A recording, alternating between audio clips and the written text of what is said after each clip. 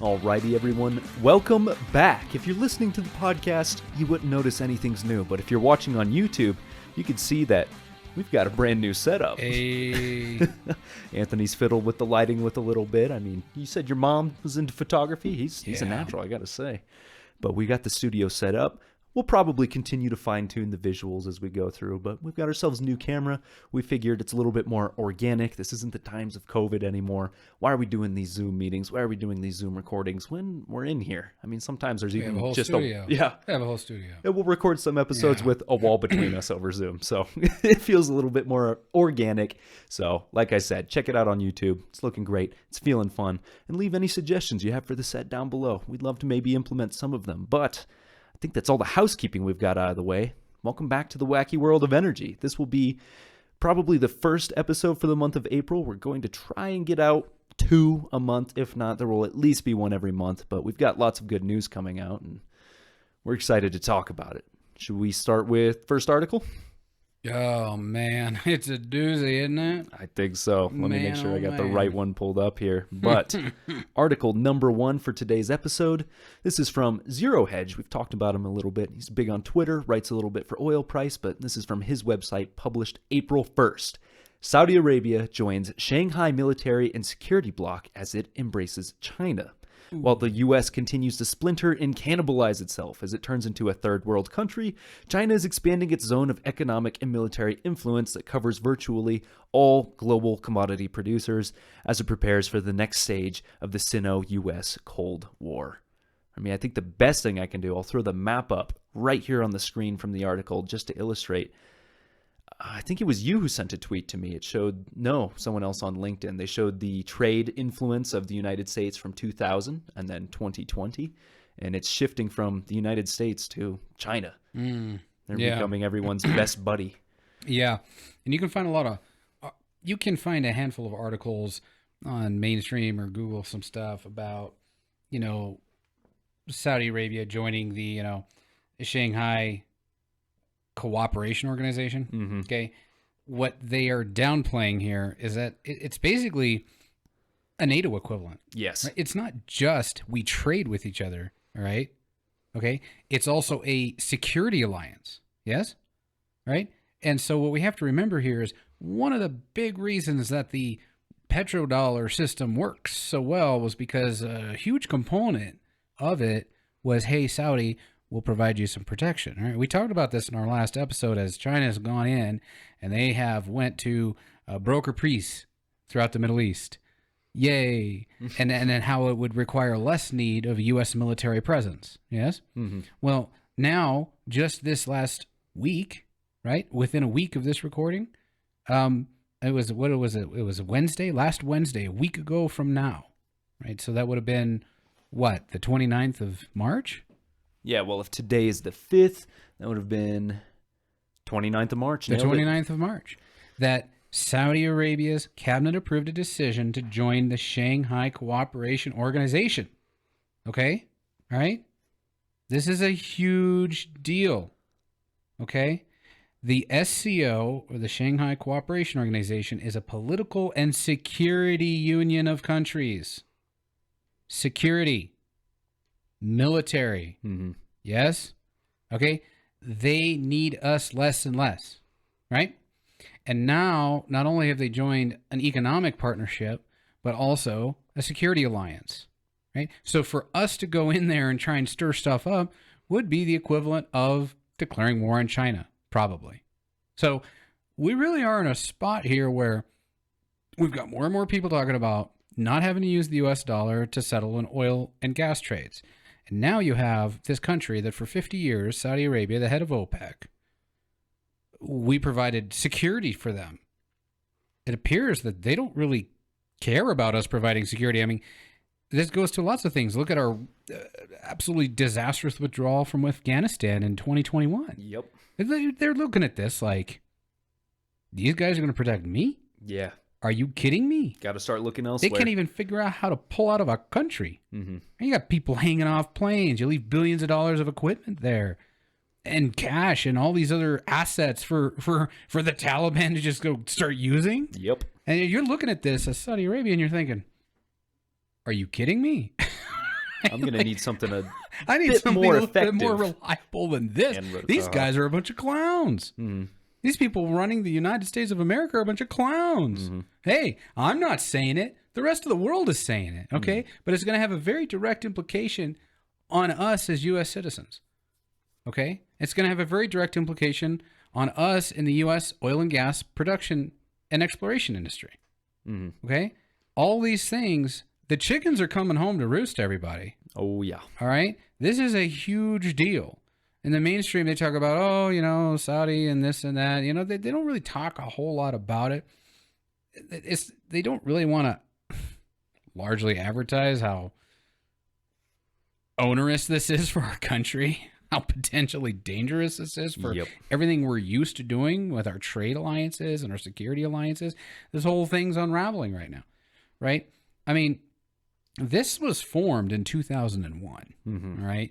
This has been around for a while, like the BRICS have been around for a while, all right?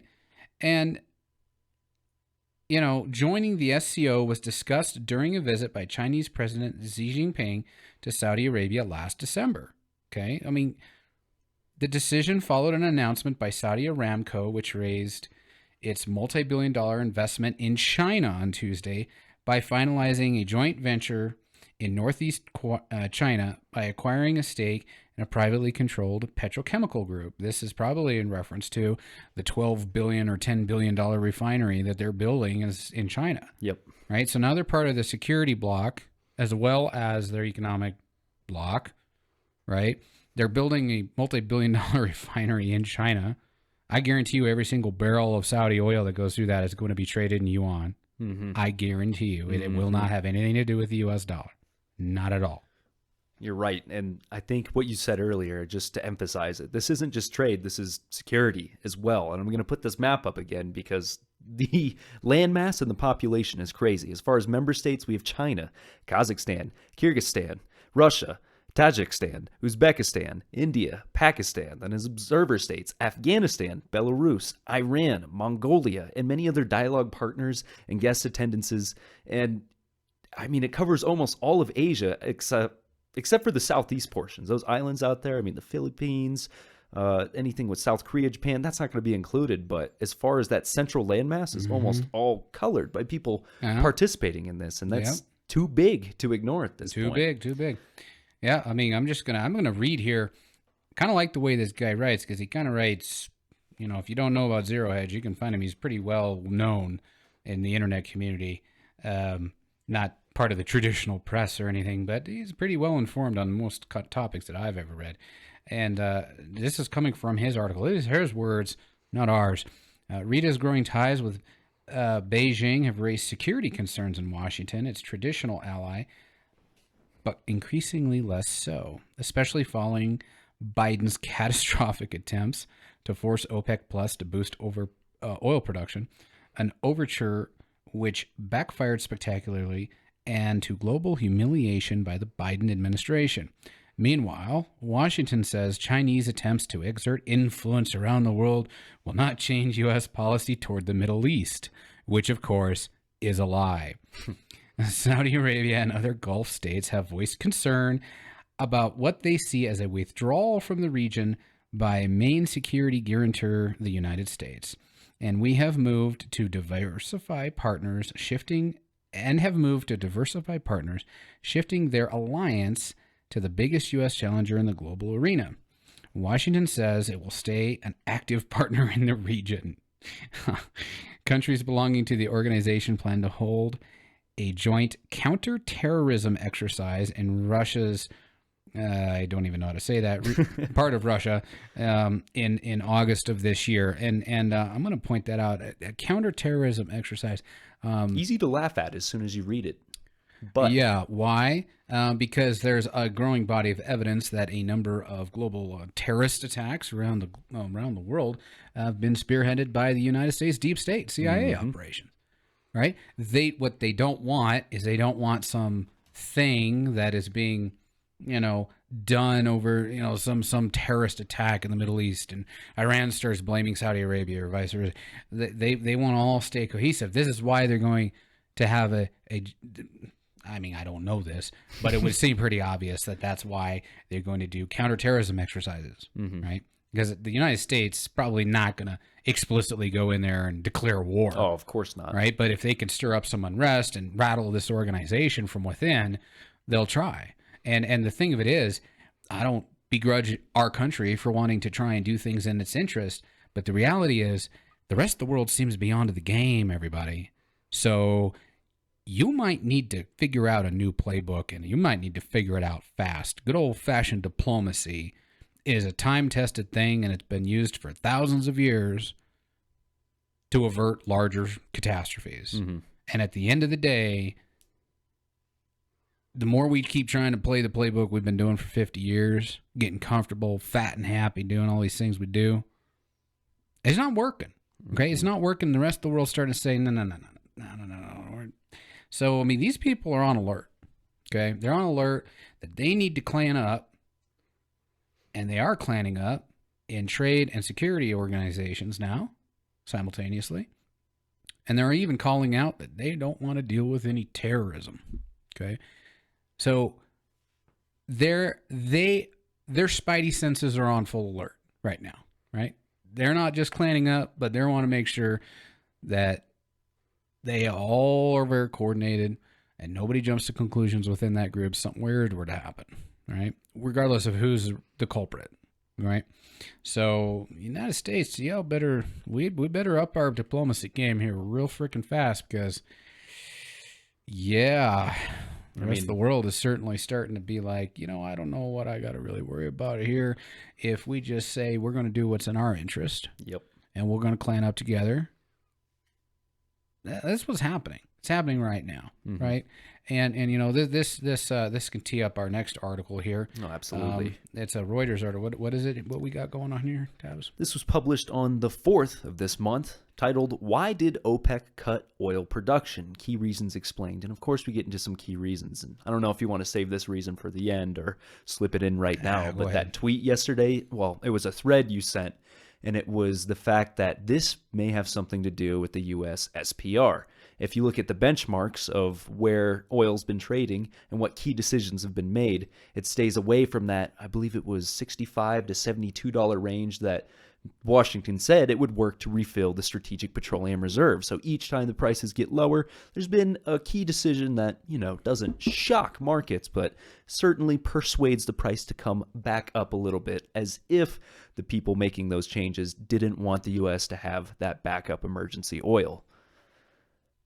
I'll definitely link that one in the description too, because we don't have it here in our articles today, but it's a very interesting Twitter thread, and it almost raises some scary implications about why do they want to make sure we don't have enough oil in our back pocket for perhaps a real emergency. But otherwise, that's a little bit off on the fringe side. We'll get back to more of what Reuters has to say. There's concerns about weak global demand. So Saudi Arabia has said voluntary output cuts of 1.66 million barrels per day on top of their existing 2 million barrels per day. Cuts were made as a precautionary measure aimed at supporting what they said market stability. Now, they overall decided to cut 3.66 million barrels per day, which is significant, is about 3.7% of global demand if we're still consuming about 100 million barrels per day. So Russian Deputy Prime Minister Alexander Novak said the Western banking crisis was one of the reasons behind the cut, as well as interference with market dynamics, a Russian expression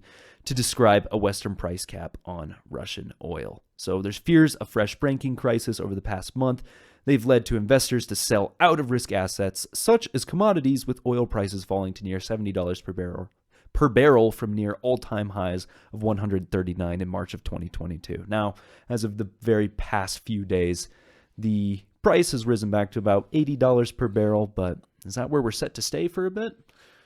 No, if we just break out that crystal ball. Right? Yeah. Hey, tell me where oil prices are going so I can make some money real quick. Well, and I'm just gonna kind of just paying attention to what they've been saying for months. OPEC being they, particularly Saudi. Look, they've already called out the planet to say global capex is about half of what it was 10 years ago.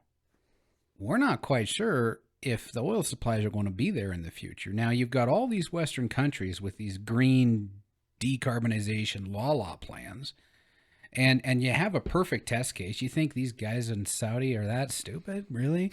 They've seen this push for green in Europe for over about 20 years, and what do you get? Still a huge reliance on hydrocarbons. That didn't go away, everybody. It didn't go away at all. And so I think, and this is just me, and this is just paying attention to what they're saying, that believe it or not, it is possible that they're sitting over here like, all you people in these Western nations with your green rainbows and lollipops and unicorns, these plans to do these things by the year 2030 or the year 2035 or is unrealistic. Like it's not realistic. They're looking at this like, Europe tried this and they still need hydrocarbons pretty darn bad, even after all this green investment. They could likely be sitting back thinking to themselves, wait a minute. So if we have the Western politicians and media and their whole machine just artificially suppress oil prices because they're starting to call it out that some of these oil prices don't seem to be in line. They've said that the market seemed like it has schizophrenia. Okay. They're sitting back and they're thinking, if we let these yahoos continue this game, the reality is that they all still need these hydrocarbons. So what happens in 10 years when there's an actual legitimate shortage? United States is going to go to war to go secure more oil. And it's been historically true in the past. It has been historically true in the past. And it's not going to change unless people decide to go back to the pre-industrial era in every developed nation within the next 5 years. That's not going to change. Okay? They, I think, are actually trying to prevent a larger problem 5, 10, 15 years down the road. Because at the end of the day, the planet's still using about 100 million barrels a day. And of the United States, 12 million barrels a day, half of that, if not more, could start on a decline rate of 10 to 20% per year. These horizontals, if they don't drill enough of them, that decline is going to start catching up. And we certainly haven't been for the past 2 years, and also depleting the duck inventory. So I think you're right. It's definitely a strategy to deal with it as you kick the can down the road. But I think their memories are long enough. Look, oh yeah, I was in the military in the early 2000s. All right, I didn't go overseas, but I remember distinctly all of the wars in the 90s and the early 2000s in the Middle East about, let's at the end of the day, it wasn't about weapons of mass destruction that weren't there. It was about securing oil alliances, period. Why? Because that was before the shale revolution in the United States. The United States in 2008 only made about 5 million barrels a day, but consumed a lot more than that, between 15 and 20. I don't remember the demand numbers from that period of time, but we needed to import a lot more oil than we do now. And so as a result, there was always some U.S. interference militarily out there in the Middle East. They don't want to go back to that. They don't want to set up the stage where that's what happens again, because these politicians run every 2 to 6 years. They don't, and some of them are in their 80s, right? They aren't going to pay the price for the stupid decisions today, 10 years from now. But these nations over in the Middle East might pay it. They don't want to set up for that. Maybe, just maybe, they see the writing on the wall and they're trying to say, no, time out. This is BS, guys. Oil should not be below $70. And you know what? You said, you being the Biden administration, you told the whole world, you told us, you told your own industry, you told everybody that if oil dropped between $67 and $72 a barrel, you'd refill the reserve, right? Well, you got your wish, and your response was, yeah, it's going to take a long time to do that. It's not really a good time. Are you freaking kidding me? Sounds like me when I get to be a greedy trader. If it just gets a little cheap. Our energy secretary moron Granholm gets on there and says, "No, we can't really do that." Look, you can lie to your constituents, you can lie to your countrymen, you can lie to your own industry that you told them something that you're not going to do. You can't lie to a block of nations anymore, and they aren't going to let you get away with this anymore. Mm-hmm. They don't need to. They're all getting together. Mm-hmm. And I think they're realizing how powerful they can be because, I mean, in this paragraph here, tensions with Washington. Washington is called the latest move by OPEC Plus inadvisable. Well, at this point, what are you going to do? Because it makes life hard for them. Yeah, and now we have all of Asia saying, well, tough titty. This is what we're going to do. It's just absolute. And, of course, oil prices rebound after the OPEC Plus announces the production cuts. Yeah, they did rebound. Mm-hmm. I mean, oil's actually been on quite a little bull tear in the last 4 or 5 weeks. We bottomed out $65 a barrel. Yeah. And now, boom, already back up to 80. Yep. Another $15 rise, and you're right under 100. Mm-hmm. 95 is, man. And you know, they have even said that they're skeptical of the International Energy Administration data. They, being Saudi, have come out and said the IEA data, they're not so sure about it. Where do you think the IEA gets their U.S. data from but the EIA that we constantly look at every week for inventory levels and production numbers, import, and all this stuff? Basically, Saudi Arabia has come out and said that they are questioning the validity of the government data from the International Energy Administration, which is the equivalent and tantamount to saying we don't trust the NATO government data around energy anymore either. We don't even trust y'all's government data. Mm-hmm. We're going to make our own moves. Mm-hmm. And I mean, when you think of the amount of change that could be pretty easily shifted through just Western Europe and the United States, you know, smirching a few numbers in the books, that could have devastating implications for a lot of these countries whose primary method of making money for themselves and their people is selling oil and gas. So it's a touchy subject. They're coming together. And, well, I guess if we take it to our next article, we're expanding past Asia at this point. It's intercontinental. This is an article from Barron's published right at the end of last month on the 29th. China and Brazil to strike a deal to ditch the dollar for trade. Oh. China and Brazil have reached a deal to trade in their own currencies, ditching the U.S. dollar as an intermediary, the Brazilian government said at the end of last month. The deal will enable China, the top rival to U.S. economic hegemony, and Brazil, the biggest economy in Latin America, to conduct their massive trade and financial transactions directly, exchanging yuan for reals and vice versa, instead of going through the dollar. Now, just to give you a sort of idea of magnitude, China is Brazil's largest trading partner with a record $150.5 billion in bilateral trade last year. So not only do we have the demand for the dollar decreasing in oil trades, but the demand for the dollar decreasing as a Federal Reserve currency. Well, why use the middleman? Let's just use our own currencies. Let's make a demand for that ourselves. And hey, it benefits us and doesn't benefit a common, perhaps not enemy, but person who's been throwing their weight around too much lately. Yep. Yeah, no, these things just keep on adding up. And, you know, by the things that I'm reading and that I'm seeing, it could be Mexico before you know it. I believe that. And in the past, I mean, is Trudeau, he's had a pretty decent relationship with China. No, I'm probably thinking of Newsom. Well, you know, they're all corrupt. We don't want to go into that too much. I mean, we already all know this is the truth. But, you know, look, at the end of the day, we also get a lot of oil that we bring in from Mexico. Yes. Right? And the Mexican president is not very happy with the United States right now. No. Not at all. And he's very seriously considering, and his country is very seriously considering, joining the BRICS alliance as well. Okay? So there you go. I mean, if Mexico aligns with the BRICS, this is almost similar to, I mean, you got somebody right sharing a border with you that is on the enemy's team. Yeah. Right? I mean, that's the Shanghai Cooperation Council friend knocking right at your door. Yeah.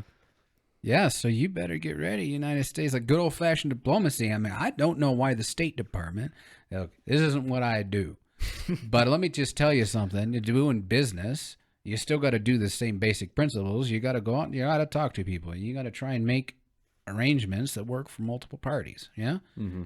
I don't know why we don't have people from the State Department down in Mexico right now trying to talk them off the ledge here and say, no, we're still part of, we can still trade together. We can still be buddies. So no. I mean, we didn't do it in the Middle East. God. We haven't done it with South America. We haven't done it with the rest of Asia. Unfortunately, I'm doubtful we start with Mexico, but I hope I'm wrong. I think it would be a great idea to get down there and start repairing relations. Constructive dialogue. Exactly. Rather than some of our sanctioned. politicians threatening about sending the freaking U.S. military down there to deal with the cartels. Mm-hmm. Yeah. To only further reinforce the sort of idea that the whole world has of the United States right now. Yeah, I mean, we just go in and tell you how you need to be. Because we have the exorbitant privilege of having control of that dollar. What economist said that? I got to read into it more. The exorbitant privilege. Oh, I want to think it was Alan Greenspan. Not sure read into him that. more. Love that phrase. Yeah. Yeah, no, we've got, I mean, this thing is just spreading, man. It's spreading like fire, this whole thing. The whole world is lining up against NATO and the United States particularly. No, yeah, because it only benefited the members there, and they didn't want to let in other people. They would rather tell them how they should be conducting business to benefit NATO and the U.S. Yeah.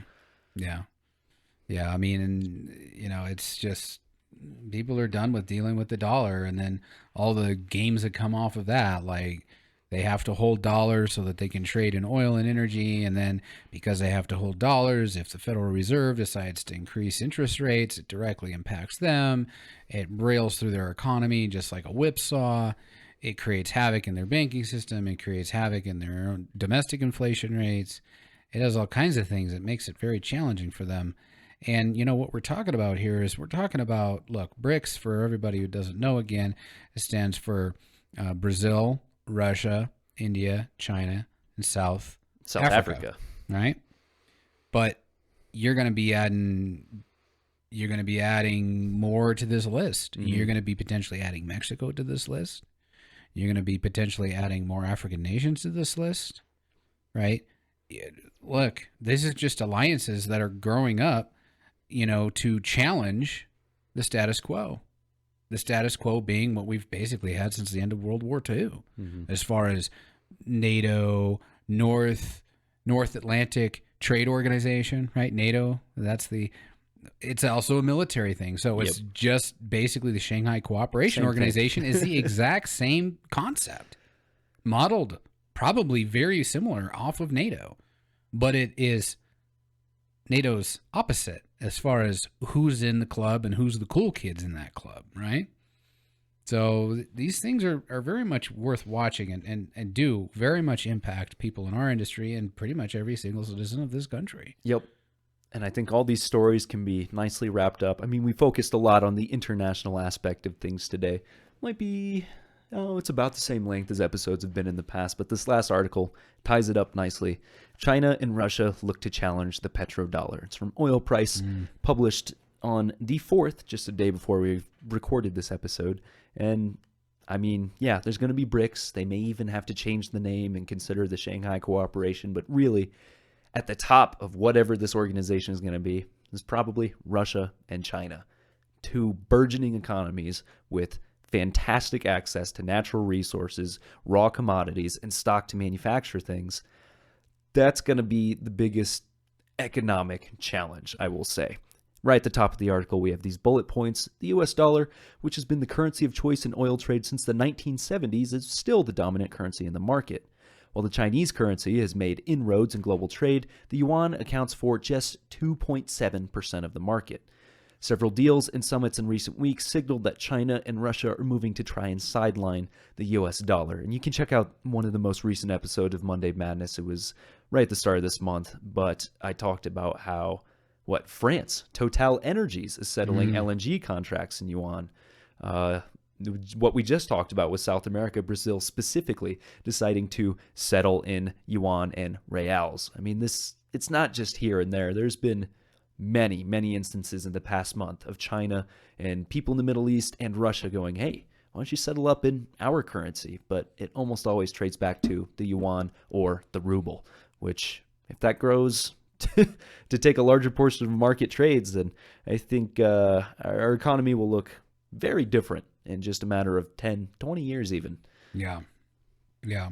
You know, and a lot of people, they keep trying to minimize this when they say, the yuan only accounts for 2.7 of the market, 2.7% of the market. Yeah, that's true. Okay, and then other numbers in here. While the Chinese currency has made inroads in global trade, it just accounts for 2.7 of the market, compared to the U.S. dollar share of 41%. Moreover, the U.S. dollar accounted for more than 58% of global currency reserves as of the end of 2022, compared to 2.7% share for the Chinese yuan. Okay, so everybody pretty much looks at those numbers and thinks, U.S. dollar's fine. I mean, maybe we lose a little bit. First of all,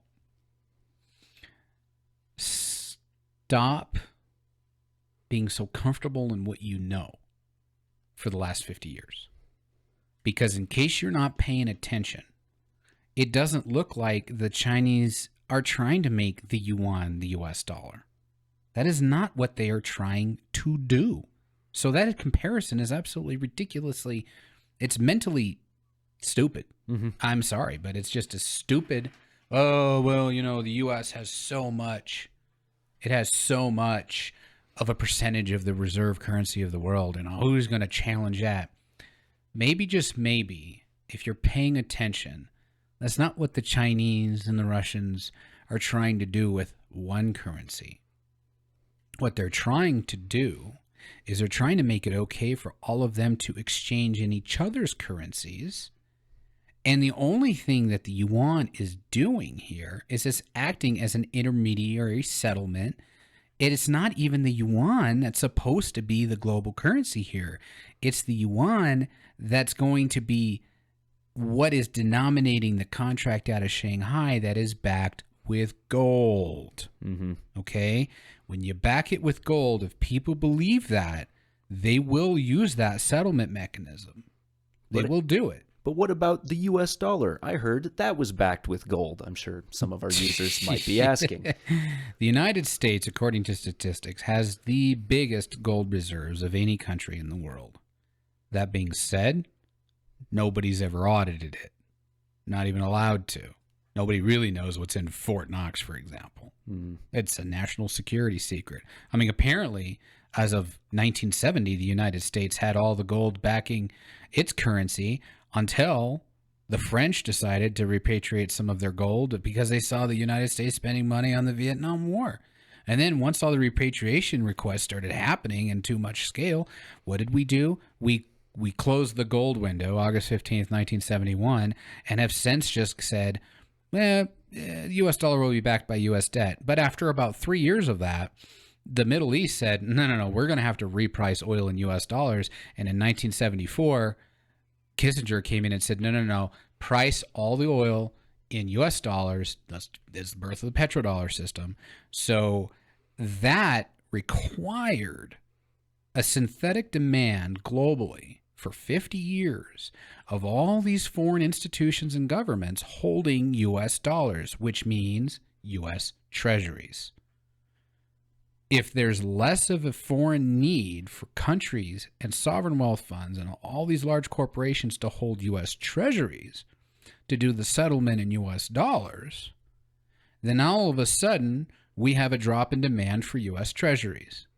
That drop in demand can lead to an increase in interest rates. And that increase in interest rates is what can bankrupt corporations, individuals, even governments, because they have too much debt. All of our adversaries know this. They know this a lot better than we're talking about it. I can promise you that. Oh, yeah. And so all they need to do is create enough players out there that aren't having to hold U.S. treasuries to settle in energy. Because everybody's buying and selling energy. If you want to be a modern economy, you have to do it, right? Mm-hmm. And it isn't about wind turbines and solar panels, everybody. It's about cubic feet and barrels. And tons of coal, right? But the big hitter is oil and gas. Yeah. No doubt about it. So if you create this spreading thing out there where all these different nations are now saying, you know what? Wait a minute. We don't have to hold U.S. treasuries to buy the oil and gas that we want. We don't have to hold U.S. treasuries to sell the oil and gas we have to sell. Look, once that spreads, foreign demand for U.S. debt goes down. Mm-hmm. Once that happens, everything that we import, people might start saying, wait a minute, maybe we need to reprice what the United States dollar is buying from us. Instead of it being so many dollars for a pair of shoes or a TV or a barrel of oil, maybe it's going to have to be more. Mm-hmm. Because they're creating so much of it now out of thin air that we should ask for more of those dollars. And this is what we call inflation. And to think that this thing can't get worse is naive. No. Because it can get a lot worse. And we could be looking, look, if you think it's impossible for oil to be priced $200 US a barrel or higher before this is all done, then you need to study your history a little bit. Because I'll tell you this much. In 1970, oil was priced $3.68 a barrel. Before we got to the Paul Volcker days in the early 80s and increased interest rates and did all this stuff, oil topped out near $40 a barrel. That's a 10x increase. Mm-hmm. Okay? That's a very significant thing. And I'm not saying that I know oil's going to $200 US a barrel. Yeah, this is not trading advice. This is not trading advice, but I know this much. Everything we import is going to get a lot more expensive the less people hold U.S. treasuries, and the more countries that can go out there and settle in energy without having to hold U.S. treasuries for the liquidity needs of doing these settlements means that foreign demand for U.S. debt goes down. Foreign demand goes down, somebody's going to have to fill the void. Otherwise, interest rates spiral out of control, and every corporate bond that comes up, they can't redo it. They can't roll it. They'll bankrupt them. Right? And so that's the reality of what we're playing with right here. This is a very, very, very serious situation. And what are we worried about? We're worried about... I don't even want to go into the other stuff that we're all seeing on the mainstream media because it's just, yeah. You've heard it all already, I'm sure. Yeah. You already know what you're hearing about. You already know what they're telling you are your problems. But you know what? This is your problem. Mm-hmm. This is your problem because everything you're used to in this country as far as what your dollar buys you, I mean, you have the president of Kenya coming out here within the last week telling his people that if you do numbers and you're in the U.S. dollar, you might want to get rid of U.S. dollars because in a couple of weeks, this market is going to change. In a couple of weeks. Mm-hmm. What does that mean? Sounds ominous. It sounds to me threatening. That, and this is just, we'll see how this ages, mm-hmm. but I think that within the next month or two, we will see something along the lines of Saudi Arabia saying they're going to reprice oil in U.S. dollars, or that they're going to actually explicitly do settlements to China in yuan, right? Any one of those things can very rapidly spiral out of control the price of energy priced in U.S. dollars, especially oil. Gas, maybe not so much because we're the kingpin with gas production. There's no doubt about that. But with oil, while we are still the largest oil producer in the world, we still need to import a lot more than we produce. And a lot of the stuff we do produce, we don't even have the refining complex to totally handle it. Mm-hmm. We send the stuff, that light sweet crude, a lot of that gets sent over to Asia and India to be refined into diesel and gasoline. We don't refine that stuff here. Our refiners as a system, as a cohort, are pretty much geared to deal with the heavier stuff. So this is a very real thing. Mm-hmm. And, I wish people would be talking more about this, but I guess, maybe that's the one thing we can do. We can sit here and it's a dirty job, but someone's got to do it. That's right. I think you're right, though. I mean, we're not there yet. It hasn't happened yet, but to think that it couldn't is naive. I mean, I'm just going to pull two quotes from the article here. Putin himself said, "We support the use of the Chinese yuan in payments between Russia and countries of Asia, Africa, and Latin America." This is coming from the guy who's used the Chinese currency as his only alternative to reducing his exposure to the US dollar and the euro, which were only used to control him through sanctions. So if these people can break away from that, play by their own rules, and stop being called third world countries or developing countries by people who don't really understand what's going on there, then there will be a lot of change, but I mean, I think we've beat the hell out of this dead horse, huh? Got anything Yeah, else to until say next before we time. leave? No, I think we need to just get off or get ramped up again. I don't need to do that right now. So. Alrighty. Well, thank you for joining us, everybody. Like I said, we got this new studio set up. If you've listened, I highly encourage you to go ahead and just check it out on YouTube. You know, if you're at work, throw it up on your second monitor, pull it up on your phone and listen to it. Tell your boss it's professional development. They can't get mad at that because, after all, we are talking about the energy market. We are talking about geopolitics, trading, all of these things. This will continue to come out through not only this segment, but the rest. So please be sure to subscribe. Frack the subscribe button, frack the follow button, do whatever you got to do because we do the heavy lifting and we put out this free information and all you got to do is sit there and listen to it. This has been Tavis Killian and Anthony McDaniels with Rare Petro, and until we see you next time, take care, everybody. See ya.